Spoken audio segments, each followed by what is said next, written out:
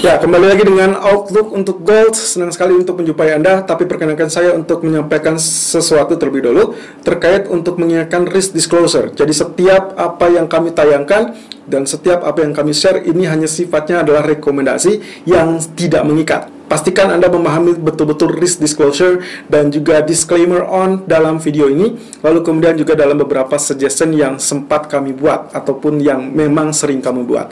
Nah, terkait dengan pergerakan harga, kalau kita bicara tentang kenapa suggestion cenderung melakukan buy, ya kalau Anda simak lebih detail dalam 1 bulan terakhir di video Outlook Gold, saya selalu menyampaikan terkait dengan alasan-alasannya, dan dalam 2 atau 3 pekan terakhir kita sudah fokus dalam elite wave untuk uptrend.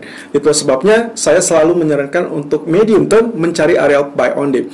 Tapi apakah harus selalu melakukan buy? Tentunya tidak. Kalau Anda cek lagi berita atau video di minggu yang lalu, saya sempat menyarankan area sell begitu ada sinyalmen untuk melakukan sell terkait dengan candlestick atau mungkin kecurigaan terkait dengan elite wave keempat.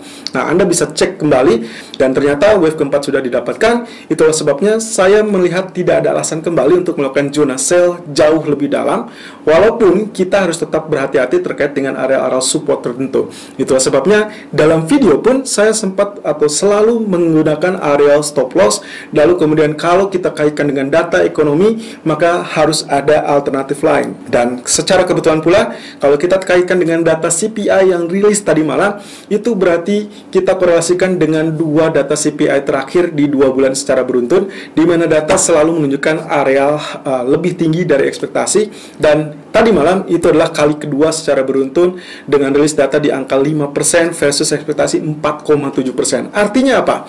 Kalau kita kaitkan dengan kebijakan ekonomi atau kebijakan moneter yang akan diusung oleh Fed di pertemuan mendatang, yaitu terkait dengan taper, inilah isu utama yang kemungkinan akan meredam kenaikan gold. Nah, kalau Anda cek kembali, di beberapa video saya sempat ingatkan terkait dengan statement Fed.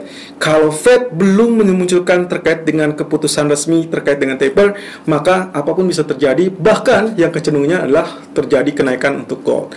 Itulah sebabnya yang relatif aman untuk medium term adalah mencari area dip untuk melakukan buy, kemudian memasang tetap dengan area stop loss untuk mengantisipasi hal-hal terburuk. So, stop loss is a must. Itu adalah keharusan untuk mengantisipasi segala hal yang bisa terjadi di luar ekspektasi. Nah, kemudian untuk hari ini kita hanya terfokus dengan satu data, University of Michigan Consumer Sentiment Index. Ini berarti kalau misalkan kita prediksikan areanya sebetulnya adalah good for dollar. Artinya kemungkinan tergelincir untuk emas masih bisa terjadi, tapi dengan ekspektasi tersebut, kalau kita korelasikan dengan data-data yang penting adalah CPI, kemudian NFP, lalu kemudian nanti minggu depan adalah keputusan Fed, maka kita akan melihat ini sebagai potensi dari sentimen market yang menggerakkan. Sentimen market bergerak mungkin saja mengantisipasi bahwa Fed tidak akan mengumumkan taper untuk pertemuan Juni ini, sehingga kemungkinan gold akan direda untuk penurunannya, lalu kemudian dia akan kembali naik dulu, dan saat itu terjadi, setelah FOMC melakukan pengumuman, maka ekspektasinya adalah baru kita akan melihat penurunan yang mungkin saja koreksi yang relatif agak dalam. Mungkin saja kalau setelah wave 1, 2, 3, 4, 5 kita akan melakukan pola A, B, C dalam elite wave. So, kita lihat untuk hari ini apakah area 1880 bisa kembali muncul atau mungkin jauh lebih rendah, atau mungkin saja kita akan melihat zona 1912 langsung ditembus. Ya, saya rasa apapun bisa terjadi. Kita lihat technical view untuk hari ini 11 Juni 2021. Irfan untuk Agrodana.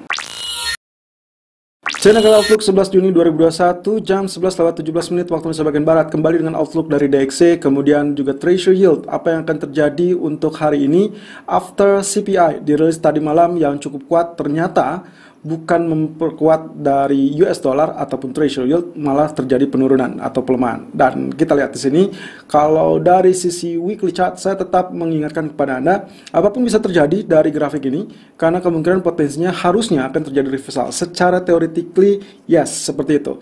Anda bisa lihat di sini, beberapa kali terjadi 1, 2, 3, 4, ya, 4 candle berbentuk doji dan relatif flat. Ya, itu sebabnya kenapa saya sebut dengan wait and see, karena mereka memang memang murni menantikan apa yang akan dilakukan oleh FOMC di pekan depan. Nah, terkait dengan CPI tadi malam, kenapa dia justru malah melemahkan? Ya, sudah pernah diulas di beberapa video sebelumnya, di 2 bulan terakhir pun respon marketnya seperti itu.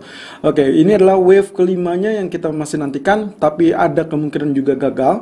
Tapi ingat bahwasanya kalau kita asumsikan inilah double bottom, maka neckline yang akan atau harus diraih atau harus ditembus berada di level 93.47, yaitu di titik tengah ini, yang artinya kembali areal tersebut agak jauh dari zona run sekarang. Ya, ini mengingat areal weekly, maka kita lihat 89.97 yang sekarang tercipta, dia harus sampai melewati 93.67. Artinya kemungkinan hal tersebut bisa terjadi, ya bisa saja, tapi mungkin dalam beberapa proses atau beberapa tahapan. Nah, ini berarti kalau kita kalkulasikan areal-areal doji candle ini akan tetap menjadi pertimbangan kita.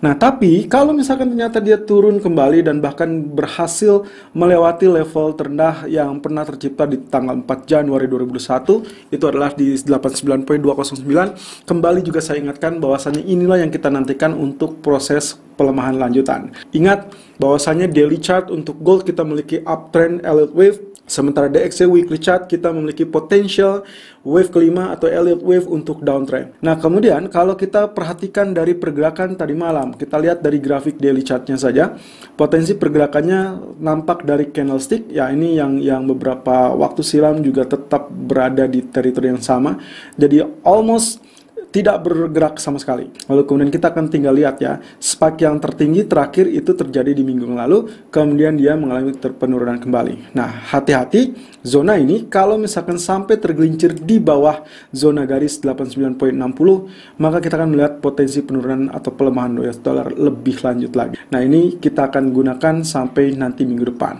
Nah, sementara di sisi MACD, indikator yang mungkin beberapa atau mayoritas Anda menggunakan, Anda perhatikan zonanya memang masih cukup meyakinkan untuk mengalami kenaikan, bahkan histogram pun berwarna hijau atau biru ya, karena saya menggunakannya warna biru. Nah, ternyata kalau kita lihat di sini areal histogramnya relatif berbayang atau relatif soft ya, warnanya tidak terlalu kental, jadi kemungkinan potensi sudah mulai melemah dan kita tinggal nantikan saja apakah ini nantinya akan berbalik apa tidak. Kalau berbalik ternyata dia cross kembali, maka berhati-hatilah karena kemungkinan potensi pelemahan akan berlanjut. Dan juga selama dia masih di dalam atau di bawah teritori 0% areal tengah ini, maka potensi atau peluang untuk penguatan itu belum terlampau tinggi. Nah, sementara di grafik H4-nya potensi pergerakannya kita juga melihat kondisi yang sama, sideways ya. Dan ini ditunjukkan juga dengan kondisi MACD yang cross lalu kemudian berada di bawah 0% kembali. Jadi ini hal yang sangat memberikan catatan, yaitu terkait dengan potensi pelemahan US dollar kembali. Kemudian untuk area resisten sendiri, kalau misalkan kita asumsikan dia mengalami kenaikan, maka nilai 90.20 itu akan menjadi titik tengah kita. Kemudian kalau itu berhasil tembus, berarti kita akan melihat 90.50. Nah, terakhir kalau kita lihat dari Treasury yield, tentunya Anda masih ingat apa yang sempat saya sampaikan minggu lalu, atau mungkin di awal pekan ini, saya selalu mengulas tentang weekly chart di mana kita sedang menantikan potensi dari bearish divergence. Dan Anda bisa lihat sini ya, saya ulangi kembali, ini kondisinya dari RSI yang mengalami peningkatan dari titik 2, ini adalah 16 Desember 2019 sampai titik 8 Maret atau 15 Maret 2001. Sementara di tingkat harga justru dia mengalami penurunan ya. Anda perhatikan di sini, puncaknya semakin rendah. Ternyata apa yang kita nantikan sudah benar ya, dan kita akan mendapatkan pola penurunan lebih lanjut. Anda bisa lihat di sini, after CPI lalu kemudian dia justru mengalami penurunan. Ya, inilah yang mengakibatkan kenapa saya lebih confidence bahwa emas masih bisa mengalami kenaikan.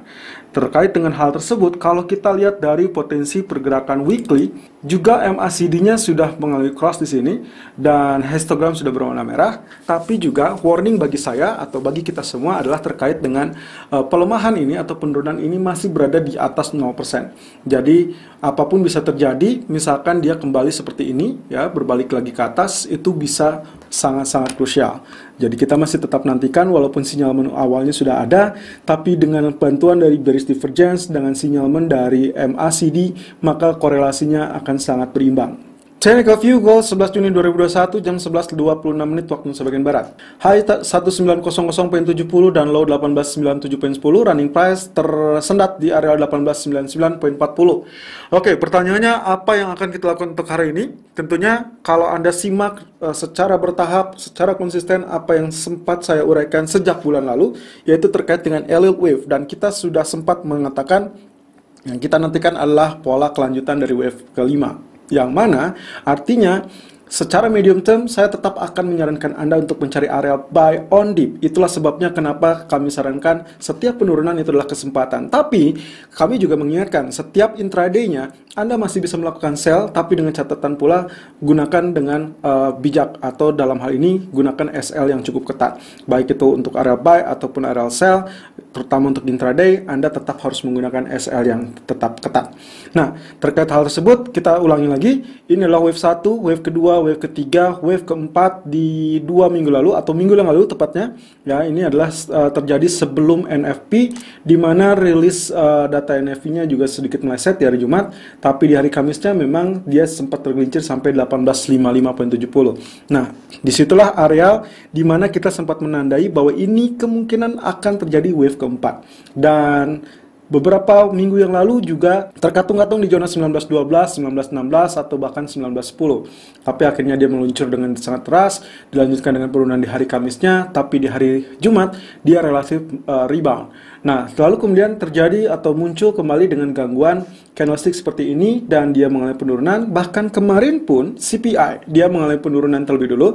Tapi kalau Anda perhatikan, Anda menyimak dari apa yang pernah kami jelaskan di 2 bulan terakhir terkait dengan CPI, respon market atau psikologis market selalu merespon secara kebalikan.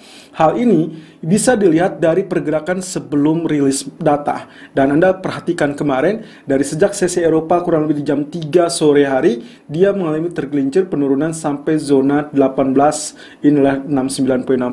Nah, tepatnya saat rilis data dia sempat tergelincir kembali sampai di zona 1869, tapi kemudian dia rebound dan rally bahkan ditutup di atas zona 1890, yaitu tepatnya 1898. Kalau kita perhatikan zoom lagi lebih besar, ya, kondisi candlestick. Kenapa kemarin saya melakukan buy? Alasannya sederhana, yaitu terkait dengan candlestick yang berbentuk ini. Ini adalah kondisi dari inverted hammer yang mana muncul setelah bearish candle, dan biasanya ini akan menjadi sinyalmen untuk pembalikan arah. Perkara kenapa dia mengalami penurunan? Ya, yang tadi sudah sempat saya jelaskan bahwa kondisi psikologis market memang sebelum rilis data CPI dia mengalami penurunan lebih dulu, lalu kemudian saat rilis data CPI dia mengalami vice versa. So, semoga Anda berhasil memanfaatkan situasi dan area buy on dip di second layer, di mana saya sempat menandai area 1872, 1875 untuk menjadi zona buy. Nah, kemudian yang paling bikin dia merasa yakin adalah terkait dengan area support line, yaitu trend line biru. Ya, Anda harus perhatikan dari mana area tersebut berasal, tidak asal menarik area. Jadi ini yang saya dapatkan, dan ternyata kalau kita extend di sini, areal tersebut juga tertahan di zona yang sama. Ya, artinya walaupun tergelincir sedikit, tapi dia tetap bertahan di zona areal good demand kita. Nah, of course, dengan areal rebound yang sangat fantastis, dia melewati 2 areal resisten kita, yaitu 1889 dan terakhir adalah 1892. Oleh karenanya, kembali lagi saya ucapkan selamat untuk Anda yang berhasil dengan jeli memanfaatkan situasionalnya. Oke, terkait dengan grafik H1, kenapa kemarin tiba-tiba dia mengalami tergelincir? Ya, ini adalah areal garis yang kemarin kita gunakan. Kalau Anda perhatikan, dia sempat mengalami penurunan di area ini. Ini adalah 1884, itulah low pertama kali. Kemudian di saat yang sama, ya, atau ya, dengan penutupan candle di 1887 dengan areal tertinggi adalah 1888. Ya, kalau saya perbesar seperti ini, artinya pola kemarin penurunan yang sangat-sangat sekejap, ya, dalam 1 jam dia berhasil rebound, dan itu tempat mendapatkan TP atau kisaran TP pertama. Kemudian next candle-nya juga sama. Dia kembali tergelincir sampai zona yang sama 1884 dan rebound di area yang sama pula. Nah, kemudian dia jebol, ya, kembali turun, dan kita mendapati pola areal ini 1881 atau 1882 itu persis di areal yang sempat terjadi penurunannya di titik ini, ya, atau mungkin di areal candle ini 1882.40. Kemudian dia sempat spike di next candle-nya sampai zona 1887. So, ada 3 kali peluang yang Anda sebetulnya bisa manfaatkan. Nah, perkara kenapa dia tembus? Well, of course, itu adalah pola dari market. Kalau Anda perhatikan, inilah pergerakan di sore hari jam 3 sesi Eropa yang tadi sempat di menit-menit awal saya jelaskan. Kemudian dia tergelincir, kemudian sampai rebound kembali di 1882, tapi kemudian menjelang rilis data dia sempat tail sampai zona 1869. Dan apa yang kita dapatkan? Ya, kembali dengan zona arsir biru, area good demand, rebound, dan kembali ke dalam zona garis ini. Nah, sekarang saya tidak menggunakan garis tersebut, kita akan menggunakan dari Fibonacci retracement. Nah, the question is, apakah area 23.6%, 38.2%, 50%, 61.8% dipastikan bisa muncul? Well, we don't know it yet, tapi yang jelas, kalaupun ini adalah area, maka area tersebut diperkirakan bisa saja muncul. Ini adalah tentang teori kemungkinan atau probabilitas, bukan kepastian. Jadi kalau misalkan Anda menginginkan angka yang pasti, tentunya kita tidak bisa memastikan angka berapa yang akan muncul. Pilihannya adalah Anda melakukan buy on dip, artinya Anda menunggu area koreksi, atau Anda langsung melakukan buy tepat di area running price sekarang, tapi dengan resiko yang juga relatif sama.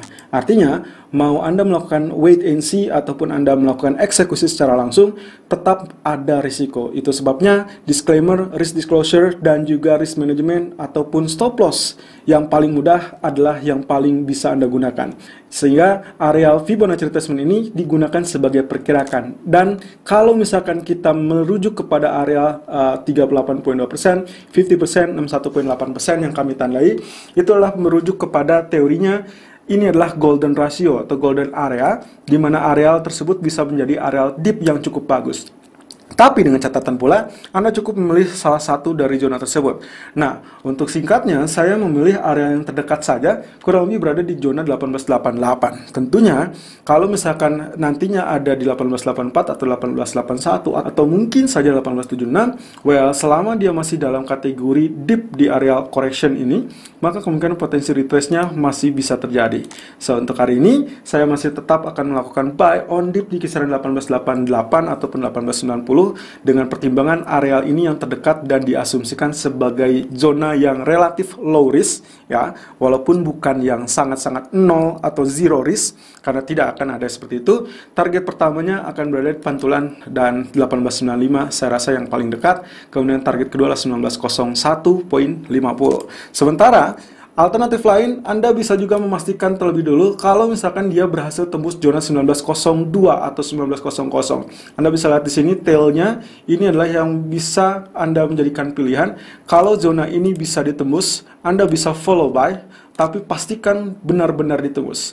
Nah, pertanyaannya adalah tentunya akan kembali berujung kepada apakah mungkin saat dia tembus akan lanjut mengenakan? Well, kita tidak akan bisa memastikan, tapi yang jelas sentimen positif untuk bullish gold masih tetap akan ada.